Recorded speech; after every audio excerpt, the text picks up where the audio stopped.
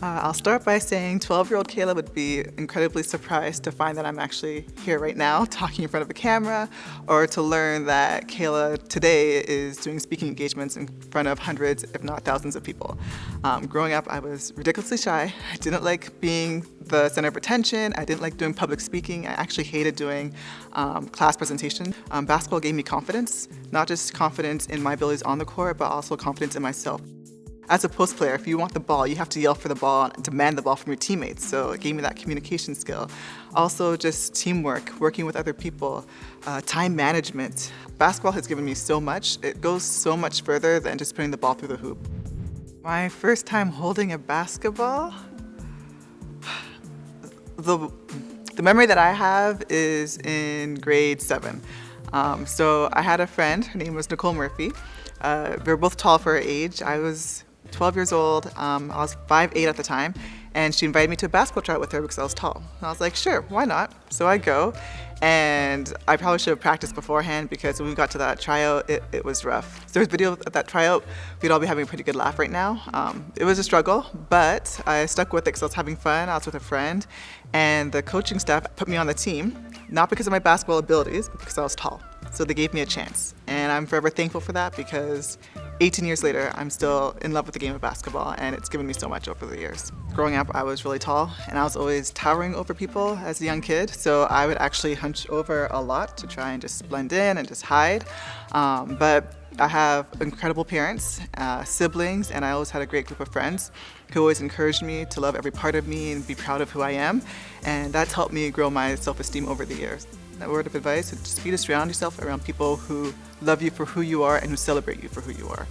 Those are the kind of people that you want in your life. So the first thing that was intimidating for me was knowing that I, as a high school kid, 18 years old, was about to go to college and play against athletes who were 19 to like 22, 23 years old. And when I watched them as a high schooler being recruited, I just saw these girls or women who were strong and aggressive, taller than me, faster than me. And I'll never forget going into my first practices and being like, am I gonna be able to keep up and battle with the girls? And if I'm being honest, I struggled a bit strength-wise. I had to really hit the weight room. But conditioning-wise and speed-wise, I was right there with them. So one of the things that I learned was just to lean in on your strengths. Don't focus on your weaknesses. Yes, those are things that you should work on and improve upon, but also focus on the strengths that you can use to help you. And then the other thing that I also struggled with was the time management piece. I had a hard time finding that balance, and for the first year, I focused primarily on basketball and my academics. I didn't really have much of a social life outside of my teammates. I considered that my social life, but with time, I was able to learn how to balance my academics, basketball, and having a social life as well too. In college, I had a dream going into my senior year of college. The summer before, there was tryouts for the Canadian Senior Women's National Team. And up until that point, I had played Team Ontario, I had played for the junior national team, I was a part of NIDA, the National League Development Academy. So the next progressive step would be to play for the national team. So I tried out for the team and I was cut. And that was very devastating for me. But that actually propelled me into my next dream, which was I want to play professional basketball. And I used that experience. I told myself I want to prove Canada basketball wrong, that I could do this and that I could play at a high level and that I could continue to play and show them that they made a mistake. So I actually went back to my dorm after I returned back to college and I wrote down all of my goals going into my senior year. And one of those goals was to get drafted into the WNBA. I'll never forget, my dad called me and he was like, Kayla, guess what? I was like, what? And he was like, your name is on the WNBA mock draft. And I was like, what are you talking about? So I go look at the mock draft and I'm the last name on the list. And to me, that was motivation to like, okay, Kayla, people recognize the work that you're doing. They think that you can possibly play professional basketball after college. So I used that as motivation, and throughout my senior year, I saw my name slowly but surely go up that mock draft list, and at the end of my senior year, I was drafted to the WNBA, and that would begin my professional playing career. So I took a negative and used that as motivation that led to a positive. Before basketball, my first love was actually art. I love drawing and illustrating, so I always ran towards any art classes, the fashion design classes. I just loved those. And those were always my highest marks, if I'm being honest. So I've been pretty fortunate that I've been able to merge my two loves, basketball and art. One of the ways that I did this was through a children's book called The Magic of Basketball. When I was younger, I had this teacher, Madame Cassette, and she was incredible. Because of her, I decided to go into education to become a teacher. So I have my degree in education. And I always knew I wanted to teach and work with kids.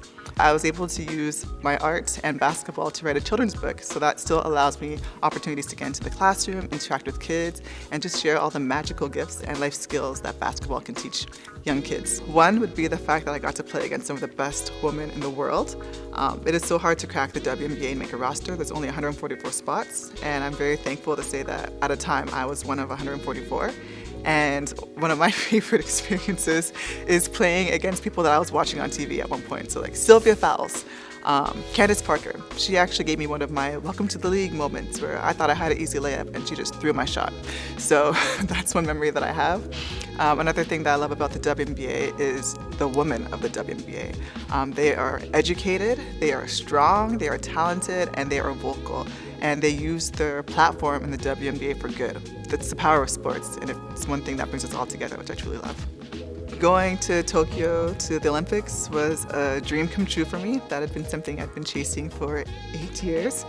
Perseverance is key, and it was an incredible experience. Although, because we're in a pandemic right now, we didn't have the full experience. We weren't able to explore the city of Tokyo. Being in the village was absolutely incredible. I loved the opportunity to represent my country with pride and joy. It was such an honor to represent Canada and playing a sport that I absolutely love alongside 11 incredible women. So it was an amazing experience. I wouldn't trade it for the world.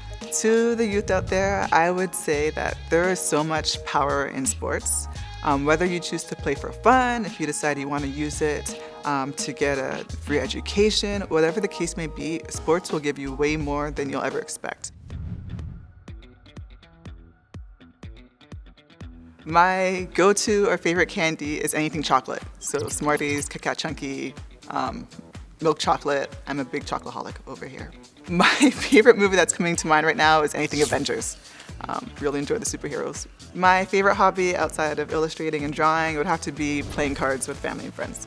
One of my go-to songs right now on my playlist is Tamia, So Into You. I think that's just a classic. I will play that forever and ever. It never gets old to me. My favorite thing about Toronto is the diversity. I think the fact that we have people from all different walks of life, different religions, different races, I think that's what makes it so beautiful and such an incredible city.